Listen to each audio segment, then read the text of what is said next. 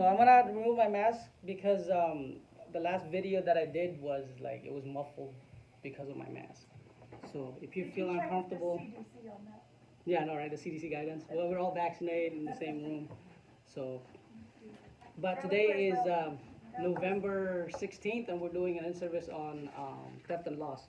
This is one of your in-service. Right now, I'm focusing on in-services that you really need, that's required by the state for renewal.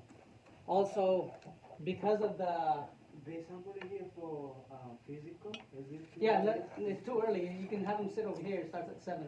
Okay. Yeah. Cool. So the guidance right now, or the guidance right now, yeah, to renew your certificate for CNA is that if you didn't get your renewal within, or your CUs within the last 2 years, you can get it all at the very end of the year. So that's just until COVID is done.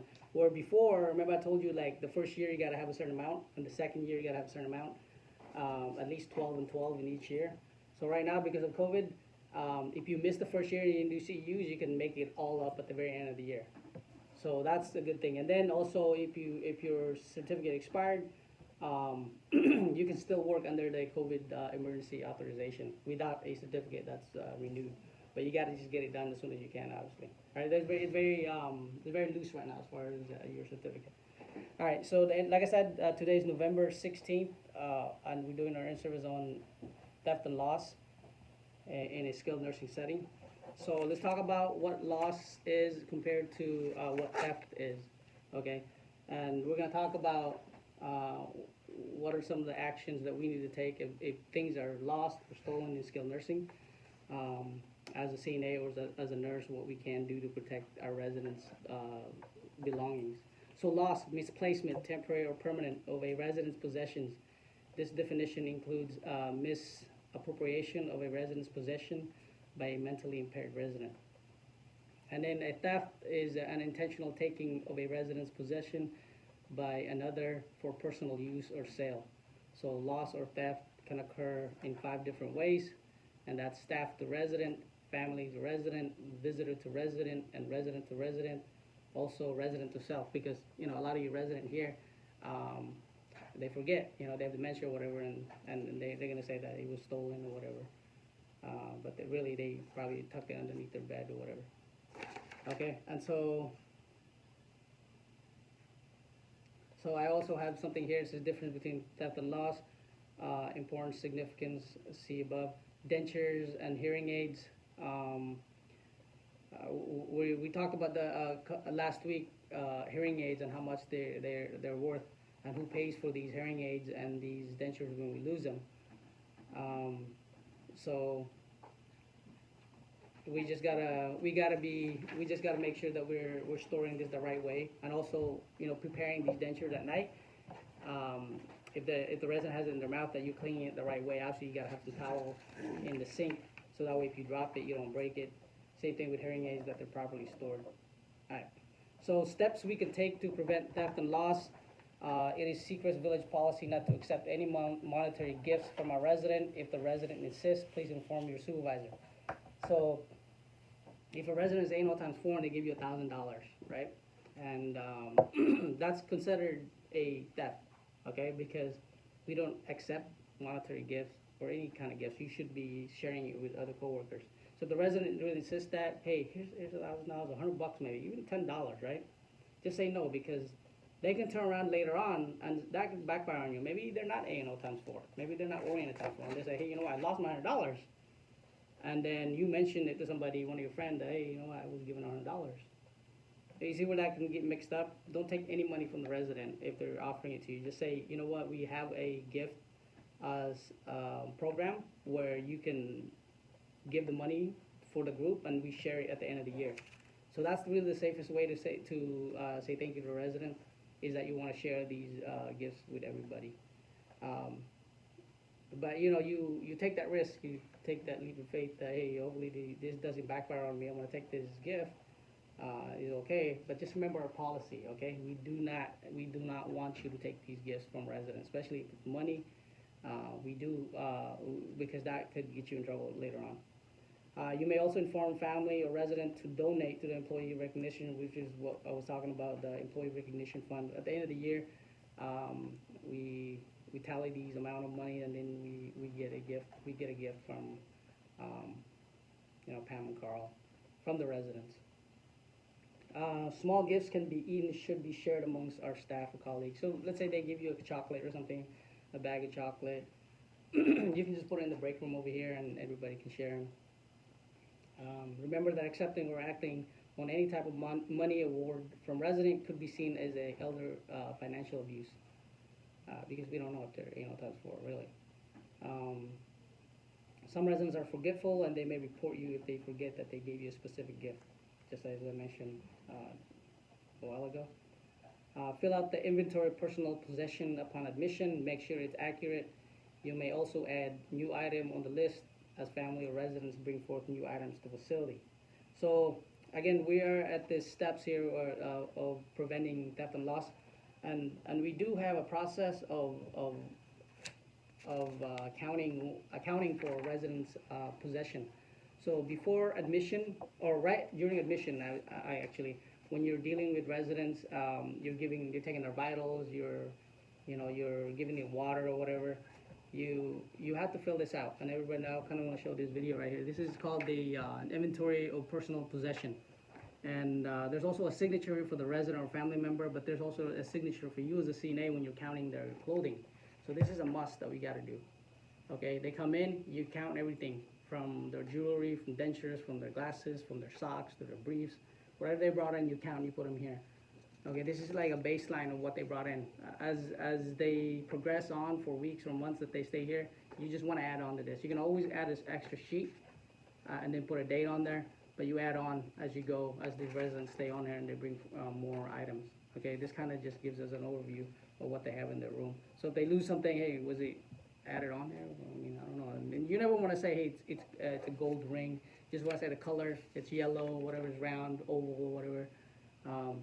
But don't say, like, basically stating the amount of value that's on that ring. You don't want to do that, because you can say, hey, she brought in some ring and it was gold and, had diamonds or whatever.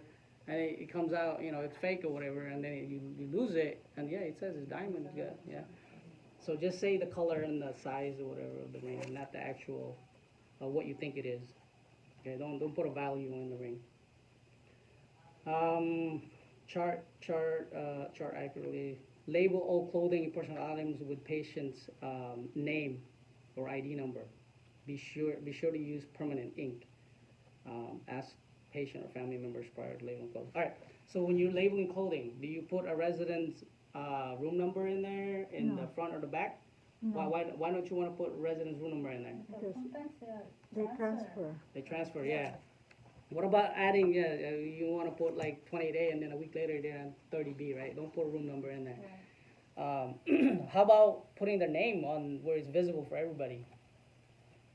Do you put it like in the side right here? Can you put their name there? No, Says- inside, yeah. maybe inside on the Or in the tag, in the name Yeah. tag. So label it where you're not like marking these residents their name and everybody can see. Mark it like inside in the tag, like what Marissa said, or at the bottom where you can't see it. Okay. Or in the side. or in There's the a side. label there. Yeah, in the label. Yep. A white. So we talked about resident inventory sheet, when to fill out, how to fill out, where and who is responsible for signing inventory. You are responsible as a CNA. You don't have to be a nurse to sign this. If you're the one that counted the inventory sheet, all the belongings, you need to sign it. So it doesn't state on there that you have to be a nurse or a doctor or whatever. Just anybody who counts their clothing in our facility needs to sign it.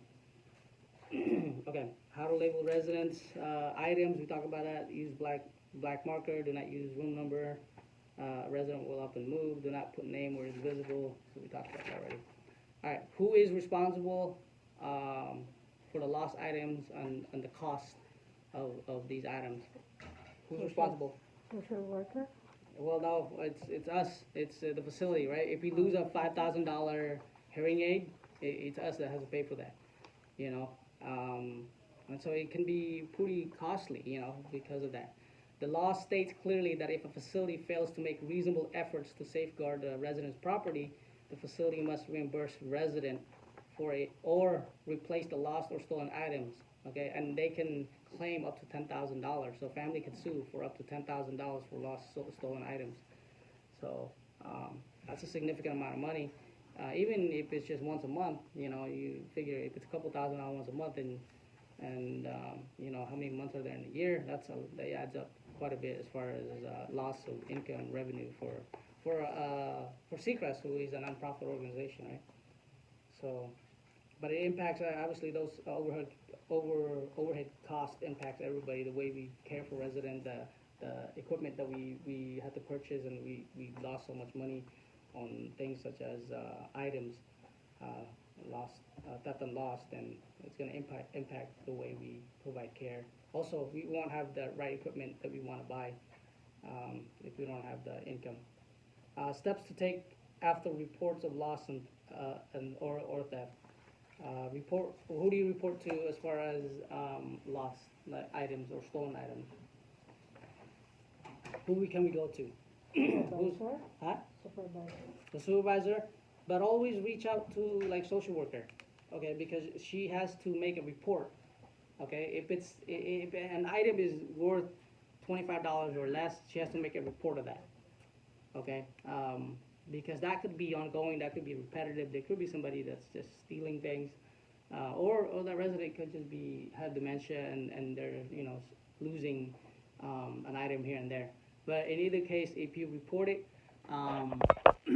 that's a good way to really try to figure out what's going on with that resident's items. Also, if you lose something, the resident lose something over $100, well, that social worker has to make a police report for that. There's times when residents lose credit card and somebody's been taking money out.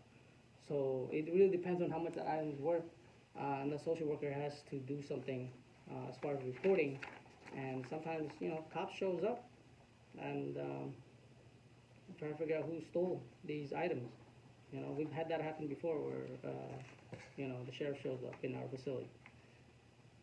So report loss immediately to social worker or supervisor. Report personal property with value of $25 within 72 hours, right? You want to report it right away because it's easier to find things when you figure out, hey, we lost it in the last 24 hours compared to we lost it a week ago. Police must be notified within 36 hours for personal property with value of $100 or more. Okay. Finally, if the follow-up report does not satisfy the resident, please contact the local Office of Ombudsman program in your area, and that is 1-800-309-3282. But you know where the Ombudsman phone number is everywhere in our unit. There's one right here right outside his office. There's one over there in the west hallway. There's also one in the south. So if you feel that the reporting is inadequate and nobody's following up, there's always a phone number or hotline that you can call to report these theft and loss. Another option is to hotline the loss or theft at the Department of Health and Senior Services, and that is anonymous. You can call that number anonymously, 1-800-392-0210, and that's another option for you to report if you don't want to state your name anonymously. All right, things to remember: some of our residents have very little in the way of personal items, so any loss affects both the residents' emotional and physical well-being. So we want to try to keep whatever little items these residents have, because they don't bring a lot of stuff in here, and what they have in here in the skilled nursing, and they're here for a few months, it could be very significant to them to improve their recovery. Okay. So let's go over the test real quick, and we're almost done here. I know it's only 15 minutes, but these are important information that I think you can use in and out of skilled nursing when you're thinking about your residents' items. Okay. The first question is, when a resident is first admitted, a personal property admission inventory form should be completed, which should be maintained on an ongoing basis, and that is true, right? So 2 is true. 1. I'm sorry, 1. I'm sorry, I'm jumping over here. I'm looking at number 2 here. The inventory form does not require revision if someone is simply exchanging articles of clothing. Is that true? I'm not going to answer for you, so you're going to have to answer these, all right? 2. What's two? The inventory form does not require revision if someone is simply exchanging articles of clothing. If I'm a family member, I'm exchanging clothing, do I need to change the inventory? Yes. Yes. So that's false, right? It says it does not require. So it does require, so which is false. So 3, what would be a good guide to identify the owner of articles that are not well marked? C. C, right? The admission inventory form. So we're still talking about the inventory. See how important this is? There's 3 questions in a row we're talking about because this is the most important thing as far as theft and loss or items for the resident is that form. All right, 4, all articles should be earmarked with the same information, for example, full name or social security number. False. Well, not the whole social security number. It's got to be a name. They're trying to ask, are you gonna put the name in there or a room number? This is true. You got to put their name on there. I don't know about social security. You could probably put the last 4 social security, but in your case, you probably not. You don't have record of their social security, so just put their name on there. In this question, it is true. They're just giving an example, but full name would be a good way to mark their items. Okay. 5, you should not mark residence personal belongings with a room number. So that one's true. Okay. 6, if the resident reports something missing after being fed, you should attempt to find the meal tray to look for the item, inform the kitchen so they can watch for the item, check the admission inventory form to verify it is on their list. So right after a meal, they said they're missing a denture or something like that, or something like an earring or something. They might have put it in their tray, right? So all these answers are correct. So we're gonna do D, right? After a meal. When changing the bedding, you should check it carefully before rolling soiled sheets into a bundle. True. Okay. All right. 8, when a resident reports an article missing, you should perform a preliminary search of the immediate area. B, report the article as missing to the charge nurse. C, inform the resident what you intend to do. So D, right? Those sounds like all correct things to do. I mean, you lost something, you're gonna look for it, report it, and then tell the resident what you're gonna do. All right, last one, police reports are not necessary for missing items in a facility of this nature. Okay. Do we need to file a police report? Let's say it's $100 or more. Yes. Yeah, it's police report. It's not by you, obviously, but you report it to the social worker and she files the police report. All right, any questions about theft and loss? I don't know. Okay. All right, this is part, like I said, this is part of your required mandatory in-service for the year. Okay, theft and loss. We have to know theft and loss is part of the whole abuse program. A lot of training on abuse, obviously dementia, infection control, all that stuff. All right, we good?